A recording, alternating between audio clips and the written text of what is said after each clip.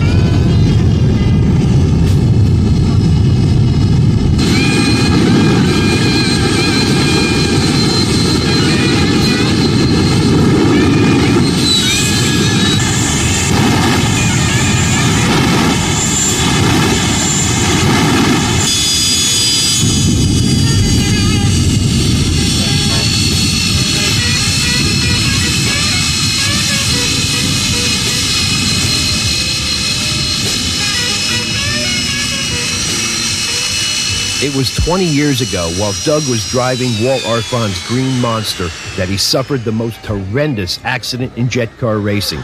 At speeds of over 150 miles an hour, he smacked the guardrail and lost both of his legs.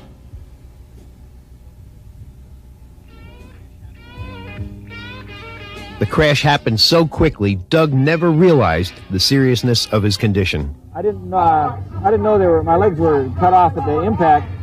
I turned the car on, and it was an uphill shutoff area. So when the car turned around, I was heading back down toward the starting line. So I coasted down the hill, and I used the guardrail as a brake because I couldn't reach the brake pedal. At least I thought I couldn't reach it. Well, when I went to get out of the car, I found out why. My legs were gone below the knee. And so I got out of the car, and I laid on the track, and I waited for them to come down and pick me up.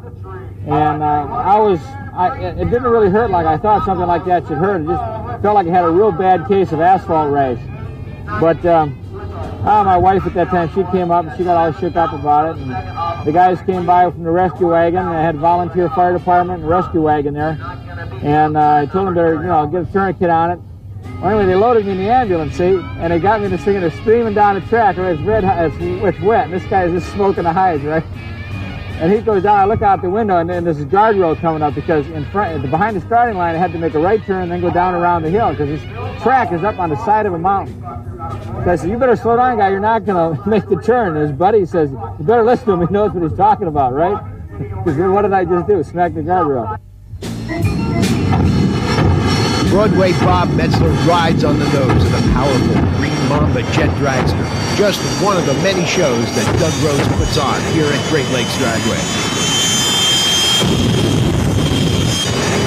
After the accident and years of therapy, Doug built the green Mamba and continued jet car racing, a true inspiration to everyone in the sport. He is the granddaddy of jet cars and is really quite philosophical about his handicap. I have a different attitude because there's so much more out there to do. There's places to go, things to do. It just slowed me down a little bit. So I can't run as fast as I could, and I can't feel meadow muffin squishing between my toes anymore. So anyway, there's this guy I know out in California, Doug Brown, has got a jet dragster. And we used to race a lot together, and after the race, like Orange County and stuff like that, we would go to this restaurant. And one of the things we did, you're talking about having fun, we'd be sitting there, and I'd put my leg up like this on the seat over where he was sitting. And then the waitress would come by, and he said, "Get your leg out of there." "Well, yeah, I don't have any room here." Every time somebody would come by, I'd stick my leg in his lap or something like that. Finally, here this gal comes with a whole tray full of dishes, right? He reaches over on the side of his table like that, takes his steak knife and goes, sticks it in your leg. Like the waitress drops all this stuff and runs back to the kitchen, and she would not come out. She would have got the manager had to do the whole ball of wax. And he was mad.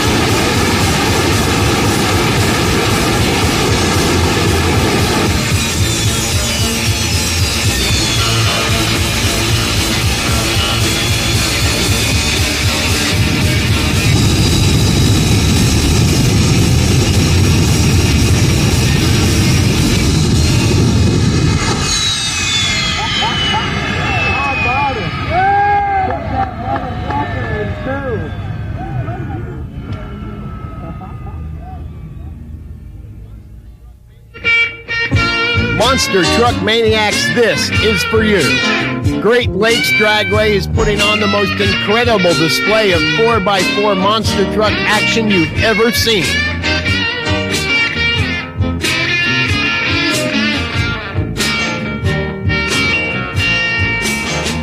Monster trucks, they're unbelievable.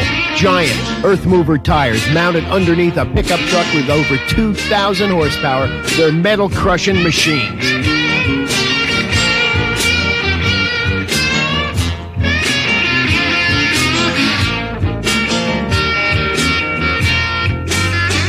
Bigfoot started this phenomenon about 10 years ago, and now there's trucks from all over the country, and drivers spend hundreds and thousands of dollars to build the truck that'll topple the king.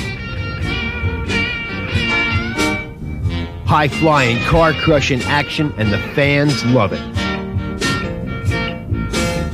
The highlight of all monster truck races is the high-flying, car-crushing drag races. 10,000 pounds of steel and 2,000 horsepower flying through the air.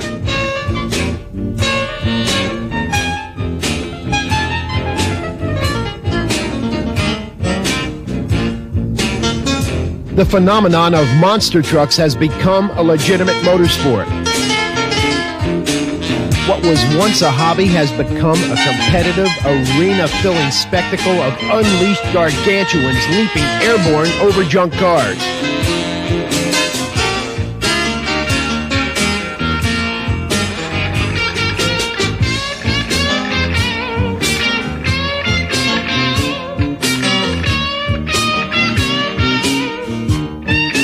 Great Lakes Dragway, the place to be for monster madness.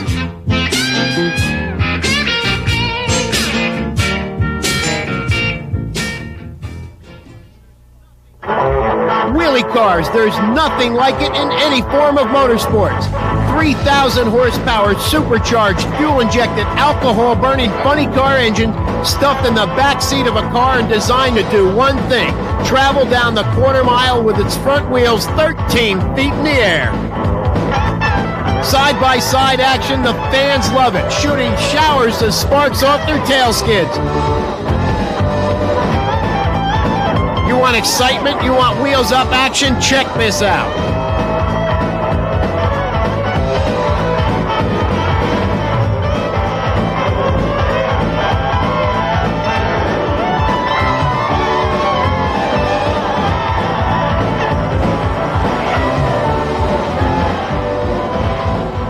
The kings of the wheelie cars are the father and son team of Jack and Toby Ehrmantraut. Side by side, they throw fans all across the country, but they've added something new to their act. The tug of war, a battle between father and son. They've taken the rear of Toby's Windwalker and connected it with a giant metal bar to the back of the powerful Hemi underglass. The Ehrmantrauts have perfected this unique act in drag racing, and Jack's going to tell us exactly what's going to happen. What we're about to do here is a tug of war. As you can see, both cars are hooked together with a solid steel bar. What we'll do is get in the cars, fire them up, put them in gear, step on the gas, and whoever pulls, who's the winner. As the old man, Fast Jack Ehrmantraut, gets ready to go in the Hemi underglass, his son Toby pours the water in front of the rear tires. He learned this trade from his father. He's been doing it for 5 years. It's the only job he's ever had. It's very, very dangerous, but the kid loves it. He loves to do battle with his father. He loves to kick his butt. But the old man is always up for the challenge.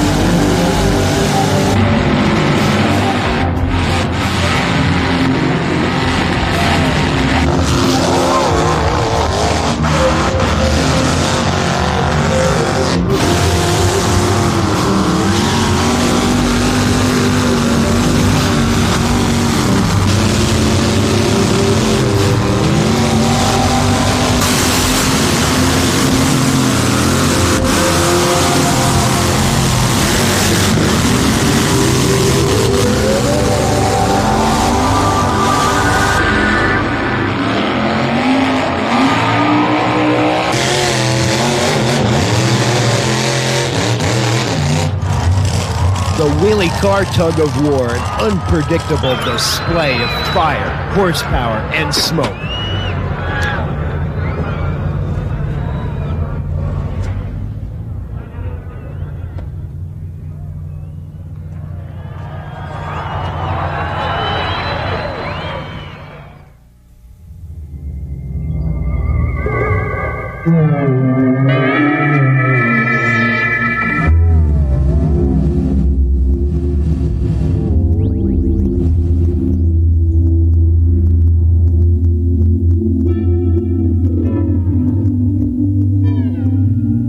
My name is Gary Bill, and I'm a stunt man. I've been known as the Human Torch, which is the hottest act around, due to the reason that I set myself on fire and run out down the crowd, in front of the crowd, on the racetrack or whatever. In my auto explosion, I place bombs around my car that are in the trunk area, under the hood, outside the car. Then I put on my suit, and I climb into the back seat of my car. This thing is wired, all the wires leading into. I have a countdown from 10 to 0. At 0, I ignite my bombs. This will engulf the car in flames. The flames will go 30, 40, 50 feet up in the air. The car is totally engulfed in flames. and I have a few seconds to get out before I do get into the dangerous part of being burnt. As I come out, my back is on fire, the back of my suit is completely on fire, all the way down to my legs from my head down. Flames are going 10 to 15 feet in the air. Then I proceed to run to a predetermined spot where my fire extinguisher and somebody that I hope is not mad at me is waiting to put me out. Now, I've never been burnt doing this act. I've been doing it for about 8 years. The crowd reaction to these stunts has just been spectacular everywhere.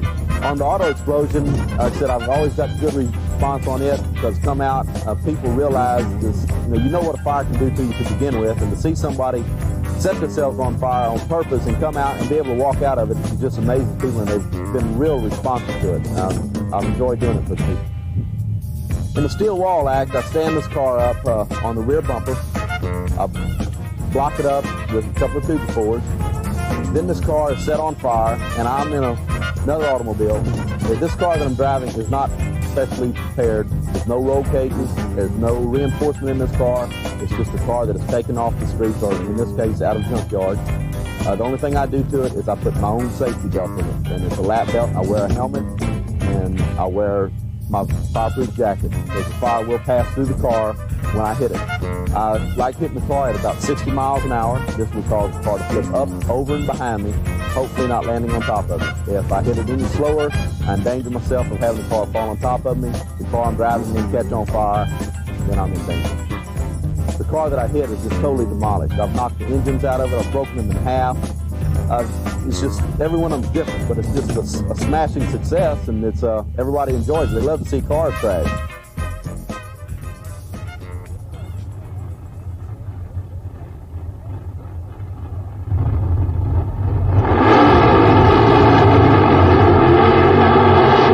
Simon Dave Miller is my name, and my car behind me is a 1955 Thunderbird powered on nitromethane.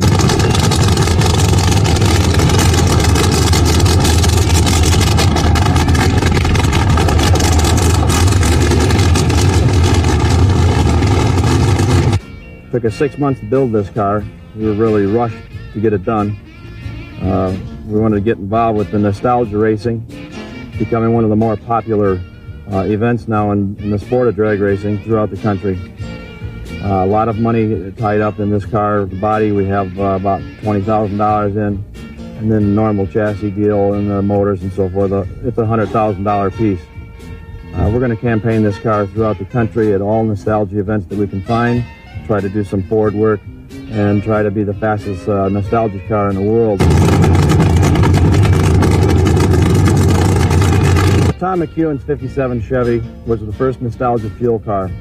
This 1955 T-Bird of mine is the second nostalgia fuel car. The popularity of these two cars is growing immensely day by day.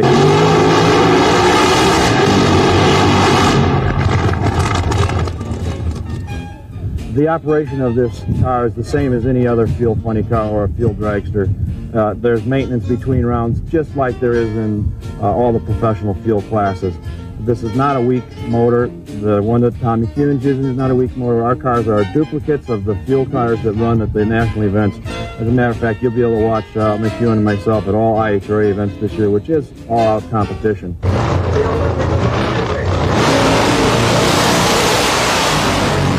As the season goes by and we get the aerodynamics figured out on our nostalgia cars, our ETs will get better and our mile per hour increase. But most of all, what's important is to have safe rides. If we don't have these cars slick enough to go the 260s and 70s or to go the 520s, we won't. We'll be happy with the 550s at 220, 230. I think you'll see it. You'll see good side-by-side competition in our nostalgia racing.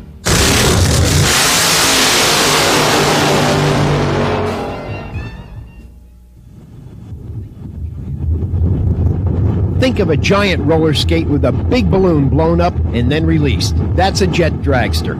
Technically, it's a tube chassis constructed from chrome moly tubing surrounded by aluminum panels for a streamlined look. The engines are a variety, from J34 Westinghouse jet engines to the large J60 of Doug Rose's green Mamba.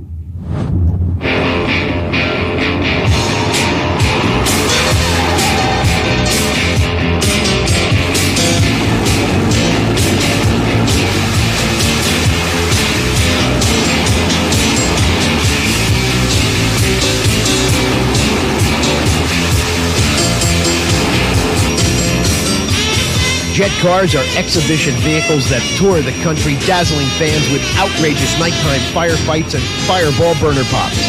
They are tremendous crowd pleasers and come in a wide assortment of designs. The most popular car in the circuit belongs to the quickest and fastest lady in the sport, Aggie Hendricks.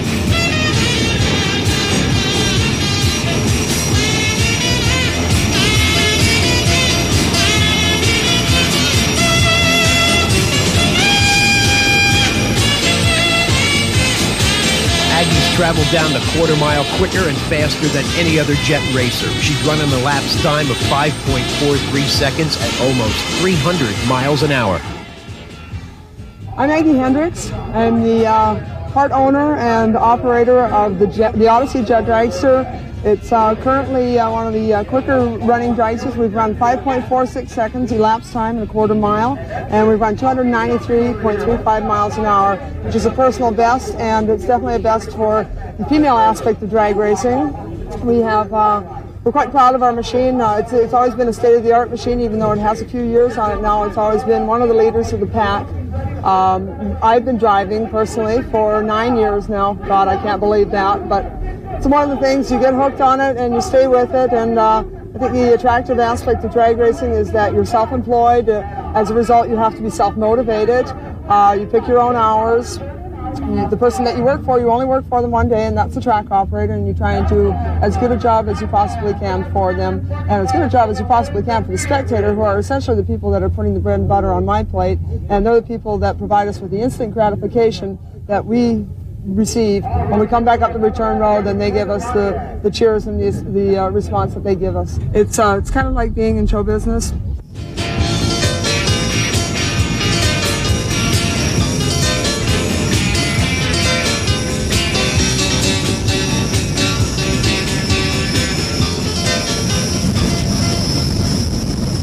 There's a lot of things that we do on the line as far as the fire show and the burner pops, fireballs and burner pops, and the reason that we do those is primarily for show, and I think that the jet cars are definitely more spectacular at night than during the day, but we could go up and stage the car and go run it down the track, and it wouldn't be necessary to do any of the extraneous things that we do, but that's the fun part. That's what we enjoy doing, and besides, you wouldn't want to run a full tank of fuel down the track because it'll break the baffles in the tank and rip the tank mounts physically off the chassis because of the forward G's and the backward G's when you decelerate.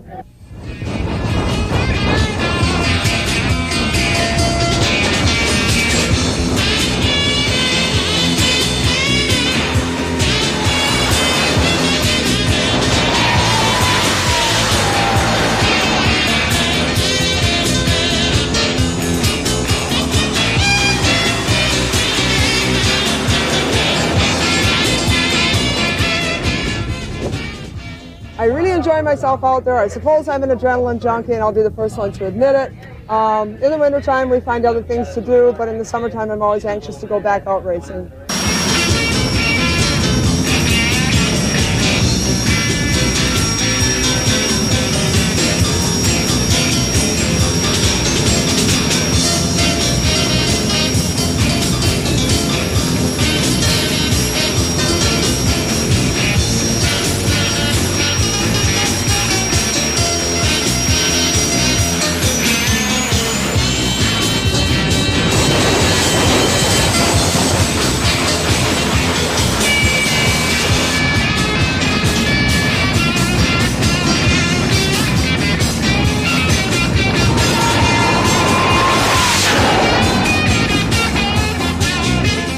I didn't know how it would be received, first of all, by other women, and secondarily by men, spectators, and by my peers. And I think over the years that we've proven that we run a safe operation, we're competitive, we're fair, and I think that's, over the years, we've become a respected team.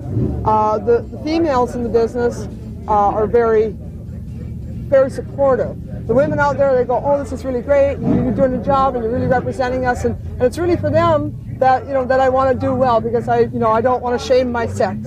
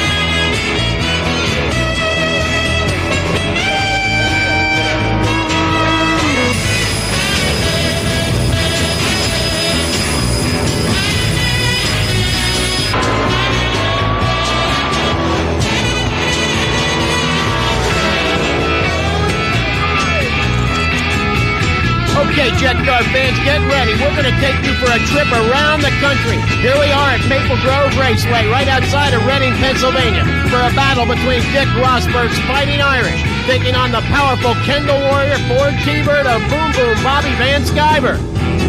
Burner popping their way to the starting line. These two guys put on the best fire show in all of Jet Car racing. NHRA starter Buster Couch brings the two powerful machines to the line and ready to send them down the quarter mile. The noise is deafening, they're off. Van Sciver moved first, Rosberg drives around him. The Fighting Irish wins it with a 6:43, 251 miles an hour. Now we're here at Raceway Park, Englishtown, New Jersey. Bogus Bob Elliott taking on the king of the Jet Car racers, Roger Ramjet Gustin, in the Black & Decker Special. What a fire show these guys are putting on here tonight, lighting up the nighttime sky with their burner pops. Roger Gustin, the king of Jet Car racing, the man that invented this sport. He brought this idea to NHRA and they bought it, and here we are with two of the best of the business on the starting line here at Raceway Park. The fire blast coming out of Gustin's tailpipe, bringing it to the starting line. They're off. Look at the spark shooting out of the tailpipes. You can't get much closer than this. And Gustin takes the win, a 6:30 at almost 250 miles an hour.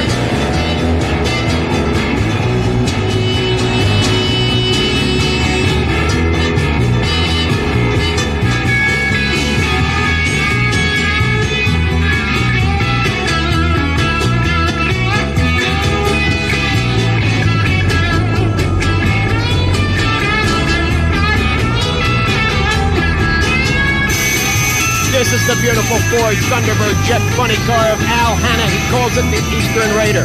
He's taking on one of the baddest boys in the business, Dickie Rosberg, the beautiful Fighting Irish out of Detroit, Michigan.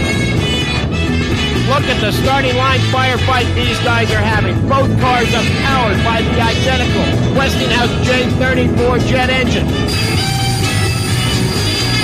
Rosberg, with one of the best fire shows in the business, really knows how to thrill the fans. His fire literally lights the rubber on the track on fire. Bringing it to the line, the two powerful machines ready to go at it side by side and take a jet-propelled trip at over 250 miles an hour.